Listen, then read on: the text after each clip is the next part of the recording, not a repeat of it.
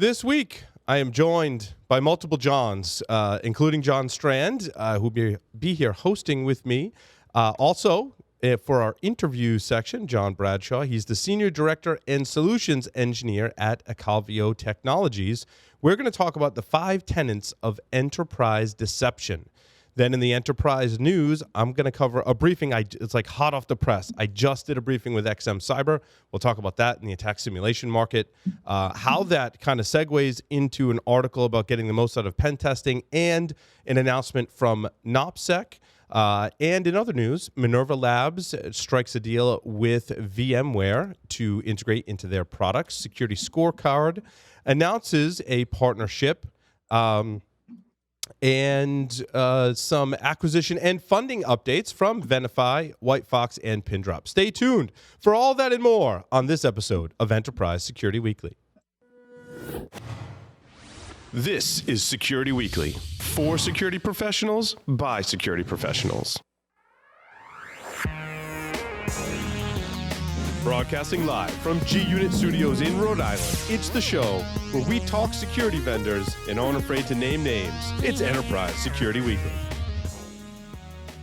Improve the efficiency and effectiveness of your security operations with DF Labs security orchestration, automation, and response technology. Automate threat containment, orchestrate incident response, and measure operational performance with DF Labs in-command SOAR platform. Leverage your current security resources to minimize incident resolution time, maximize analyst efficiency, increase the number of incidents handled, and reduce overall risk. In-command SOAR acts as a force multiplier, enabling your security team to do more with less. Streamline the full incident response lifecycle automation process today. Keep your cybersecurity incidents under control with DF Labs. Visit dflabs.com/security weekly and request to see in-command SOAR live in action.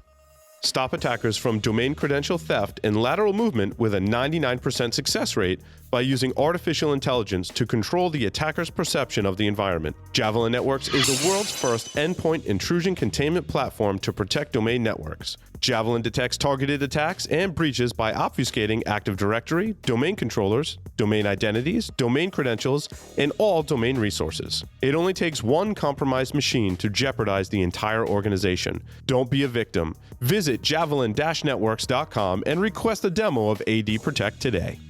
Are you worried about PCI compliance? Does your development team understand or care about security? Are you ready to face a breach of your customer sensitive data? See the worst that can happen before it does. Black Hills Information Security can help you help management see the future. Email consulting@blackhillsinfosec.com to find out how a web application penetration test can mitigate the risk before you go live. Welcome, everyone, to Enterprise Security Weekly. This is episode 119 for December 12th, 2018. I'm, of course, your host, Paul Asadoorian, joined by Mr. John Strand. What's going on, John? That's right, everybody. 4 weeks in a row. That's right. It's awesome. So, I'm doing great, Paul. It's good to be home. I've been home now for about 3 weeks now, or 2 weeks. And the best thing about this is I get to dig in and do all the crap that I should have been doing for the past 6 months. And a quick note to you and everybody, I'm studying to retake my CISSP. So I've got that wonderful stress on my shoulders. So that's awesome. Fun. I'll keep everyone updated on how that goes. In terms of research, John, I just want to say Marcelo came on the show last Thursday and talked about, what did he call it? I always forget the name. Eternal Trinity? Is that? Yeah. Did I get that right? Okay.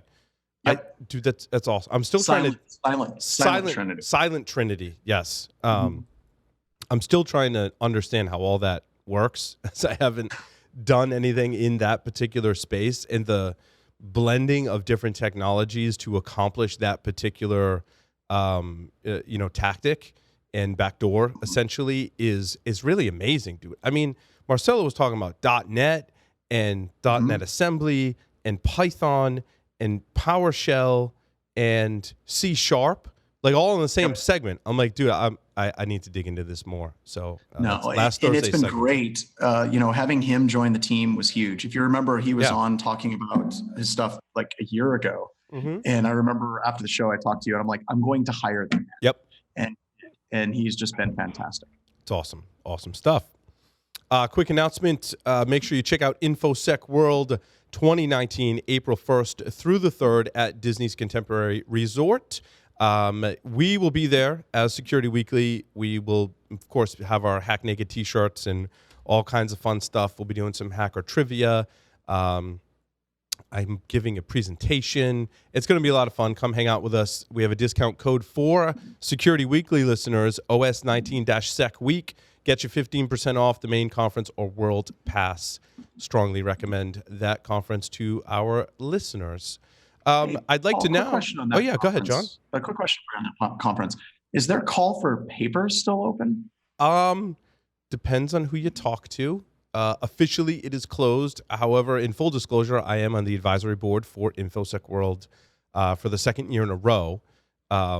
So if you are interested, John, I could make an introduction. I can't make any promises, of course, but love to have you or anyone from Black Hills Information Security out there at InfoSec World. I think it's a great conference. So fantastic. I'd greatly appreciate that. Yeah, absolutely. All righty. So John Bradshaw is here with us, of course, the Senior Director of Solutions Engineering at Acalvio. John has more than 25 years of experience in cybersecurity. He's from the Columbia, Maryland area. So, John, I feel like I know you. Like I've been in your backyard, not literally, but figuratively for many years. You could have probably been actually in my backyard with the view that I have of Meriwether Post Pavilion and the concerts they put on. There you go. Good to be here. It's awesome. Nice to have you, John. So, John, we're going to talk about deception, which is a space that I love personally to talk about. I think it's fantastic. I think that one of the things we wanted to address in this segment is what I like to call the perception of deception, right? And I know it rhymes and it's kind of corny, but John, you had kind of phrased that as the 5 tenets of enterprise deception. And I think it's important to take people on that journey of where we viewed deception, maybe 15 plus years ago when it was just honeypots, and then take them on a journey all the way to today where we're really recognizing the operational efficiency and operational benefits from deception. Yeah, that's a good point. Because I will say that a lot of people that we talk to usually reference and say, oh, deception is just honeypots. Mm-hmm. And there is a lot of other capabilities that come into play when you're talking about what enterprise deception is looking to bring to the organization and to enhance the security operations team's visibility into a breach as early as possible and give that IR team a better foothold into isolating and containing a threat that is gaining access into the environment. If I were, and I'm gonna put something up here very quickly on the screen just to kind of give the audience a little bit of a view here. If we talk about deception in relation to other traditional security solutions and what may be different about it, one is the fact that deception, we're not talking about just putting 1 or 2 decoys, and decoys are these IP addressable false targets, what most people think about traditionally as a honeypot, in a couple of locations and seeing what happens, or out on the internet facing exposure and seeing who's attacking it and trying to gain any intelligence from that. Instead, we're looking at recognizing that an external adversary is going to get initial breach into an organization. Most of that occurs through a spear phishing attack, according to all of the reports out there that you may read from the Mandiants, the CrowdStrikes, et cetera. And once they get that initial toehold, they've got a mission to complete. That is, their objective is not to own an end user system through an email spear phish. Their objective is far greater than that.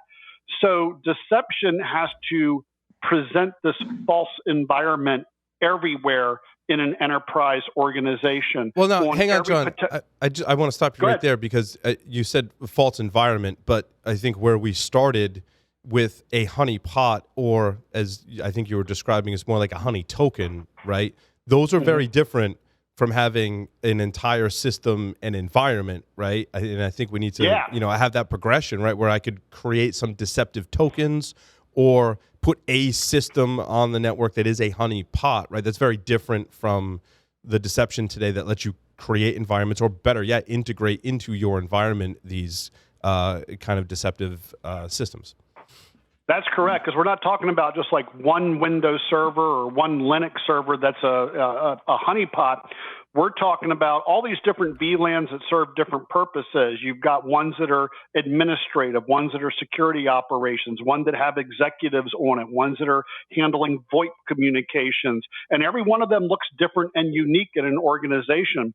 And you've got to be able to plant decoys that blend into this environment seamlessly, so that the adversary doesn't have any tip-off clue that something looks anomalous or different.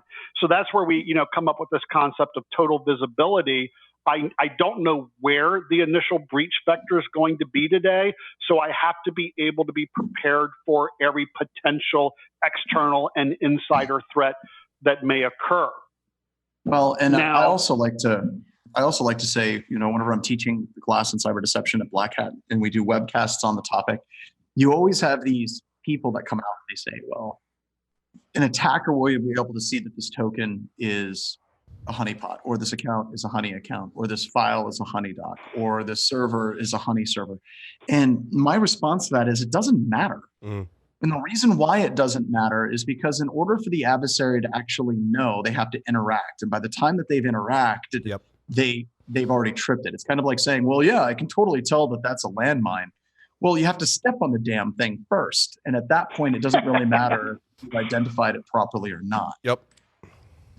And that's a great analogy. We do say that deception is basically this dense landmine field in the organization, and it kind of flips the algorithm from the defender's dilemma to the attacker's dilemma. The old algorithm was the defender has to be right every single time. The attacker only has to be correct once for a breach to occur.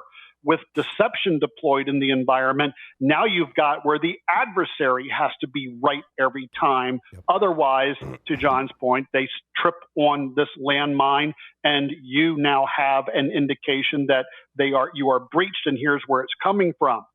Now, the other thing that we also work to educate clients on is that sophisticated adversaries are not so inclined to just blindly step around in the environment.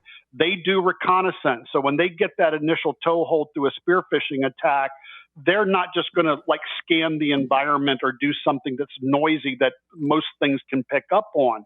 So they're going to use a lot of passive reconnaissance to look and see what has been visiting the system. Has an administrator logged in? Let me scrape the credential cache.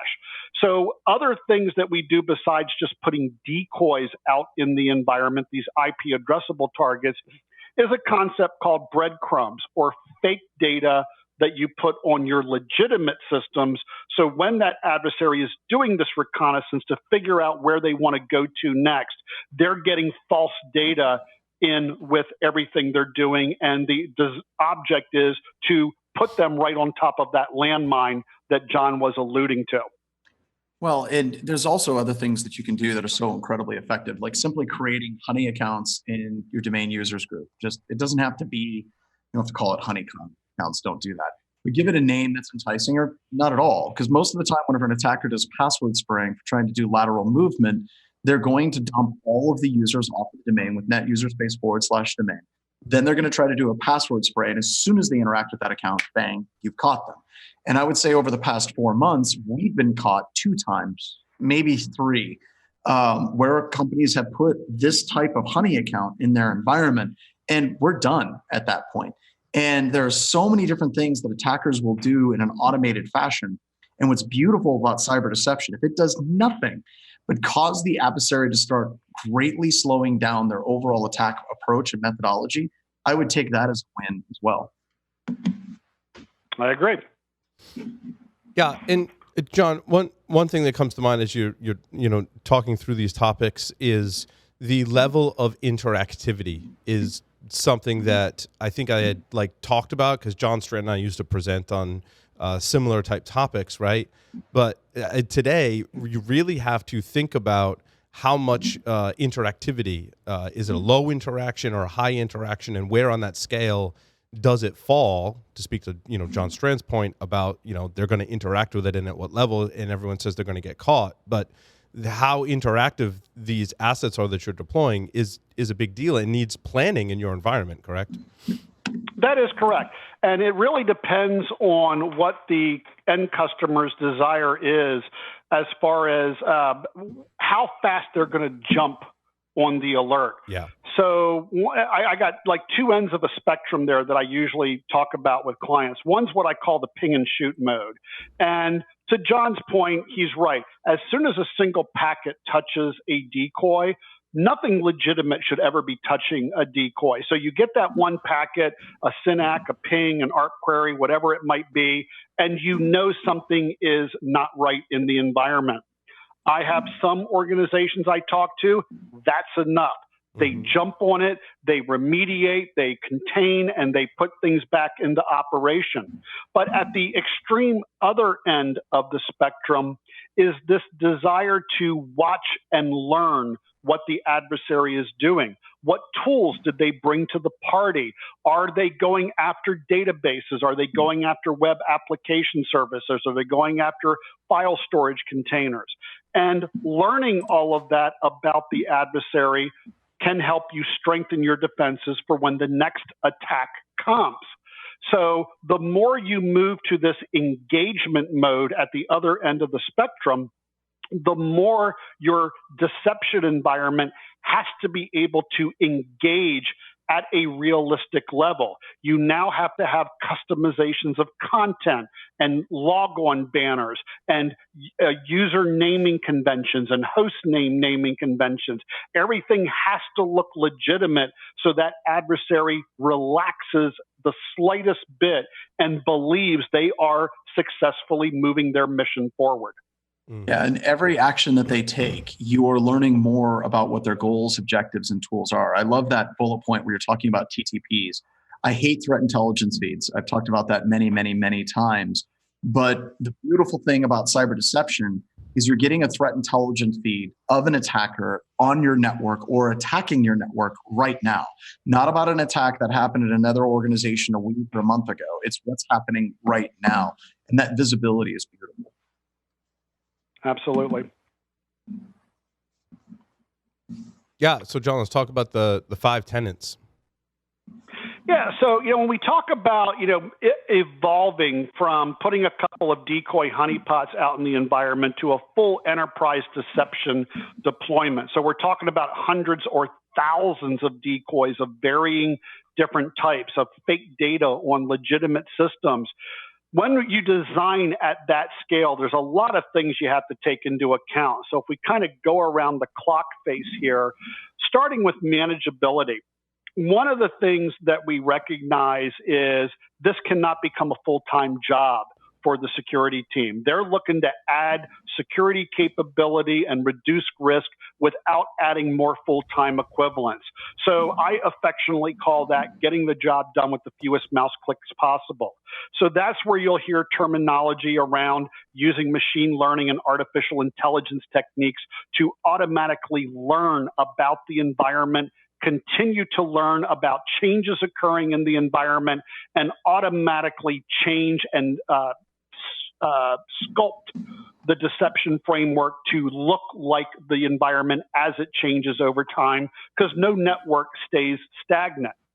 Now, the other side of that coin on manageability is you've got a company with real world missions they have to do. They got a job to do. Their end users have a job to do. The IT and network operations teams have to keep all of that real world running. And the last thing they want to deal with is something that is fake in the environment causing interference or disruption.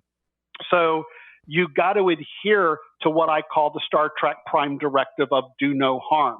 So whatever you do with deception, it cannot cause them a headache, or, as you know, they'll tell you to rip the thing out. Mm-hmm.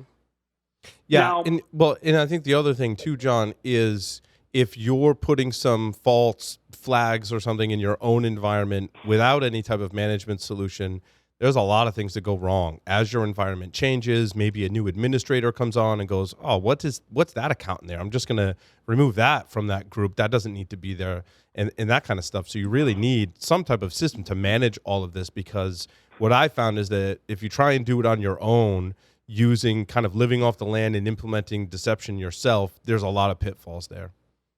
Absolutely. Even simple things like if the IT team adds a new asset discovery tool or scanner that broadcasts into a network, they're going to trip every decoy in the environment.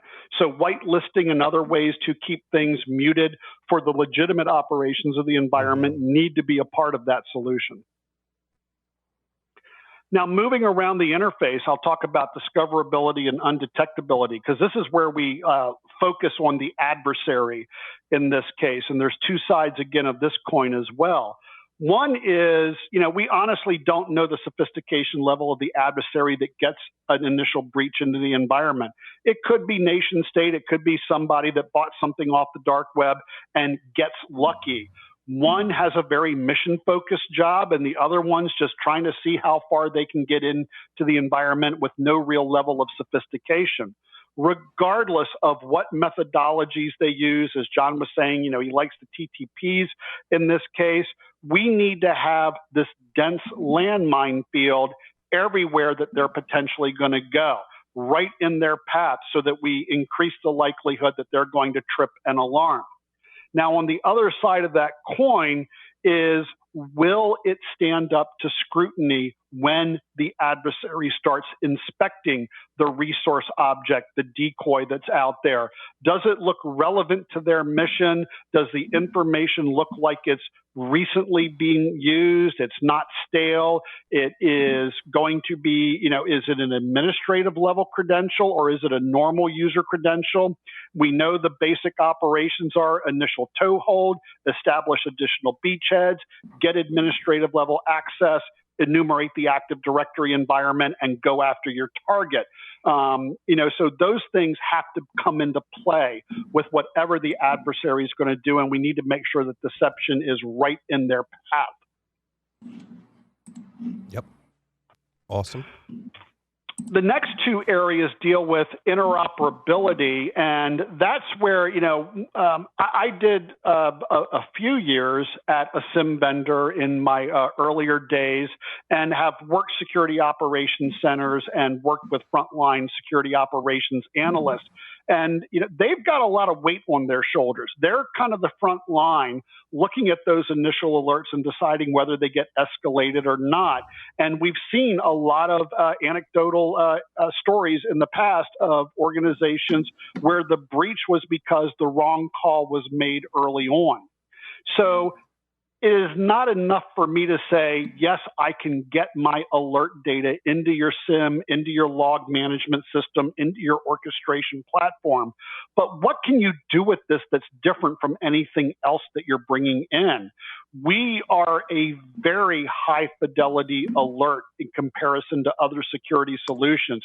You're pretty much assured that when we tell you a decoy is being touched, a breach is in progress. Knowing that, and knowing that I'm not spitting out 60 events per second like most network IDS solutions would be, but rather I'm more in a per day or per week volume of events, there are a lot of correlations and automated workflow actions you can take from that do quick containment and identify other potential systems in the environment that may be breached, even if they haven't interacted with the deception framework. And that's some of the things I look to educate clients on as well, is look at this as a component of your total security operations and IR workflow. Finally, obviously, cost is going to be a concern of any CISO, any security team. We're not giving away the stuff for free, but we also got to be cognizant of, if I'm putting thousands of decoys out there, I cannot create incremental hidden costs around additional operating system and application licenses. So the enterprise deception needs to be able to do this without incremental cost. It needs to create low footprint in order to put these out on every VLAN and every subnet.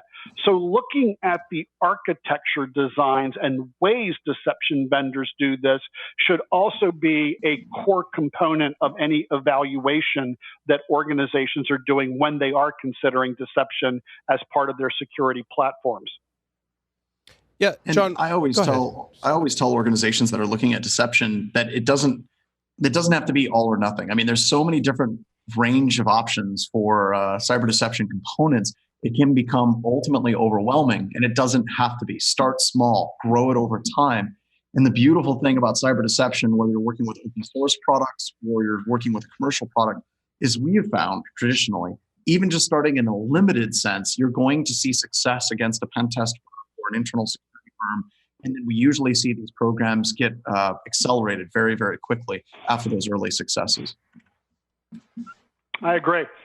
And usually when we do evaluations, a lot of customers out there, or prospects, I should say, have not yet, they know how to evaluate a firewall solution. They know how to evaluate AV solutions, and they've got their methodologies. Deception's still relatively new, so they do ask us a lot of times, what is the best way that I evaluate a deception technology?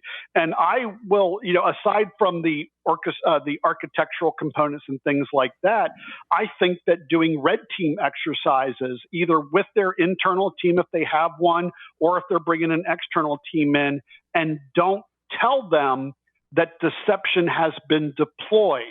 And then the object is let the red team do their thing, see how far they can get, and did they trip deception as part of that red team exercise, and what can the deception vendor tell you about what they did, I think is a solid evaluation component of any person evaluating this capability. John, we spoke earlier actually, and we're talking about some customer success stories. John Strand is introduced this into the show, and I think it's an awesome part where we, give you the opportunity to talk about a customer that you can anonymize that you've really helped, that really benefited in what was their story. Yeah, absolutely. So we've had a couple key customer success stories early on in all of our production deployments. So we had one situation where a large multinational technology company had begun deploying our technology, and they started getting alerts on a decoy that was presenting SSH services. And they were seeing all these different log-on attempts to this, but nothing else in their security infrastructure was giving them any indication of an alarm. And as we looked at the forensic data that we were gathering, we were getting all the credentials that this thing was using. And from that, we were able to do investigations and use this credential list to figure out that we could actually identify the malware that was being used that was trying to do these brute force logins against it. And we isolated the systems that had it running on it and the malware strain that was being used. And again, without, since they were getting no other indication with their other existing security solutions, this was something that they identified through pure deception alerting.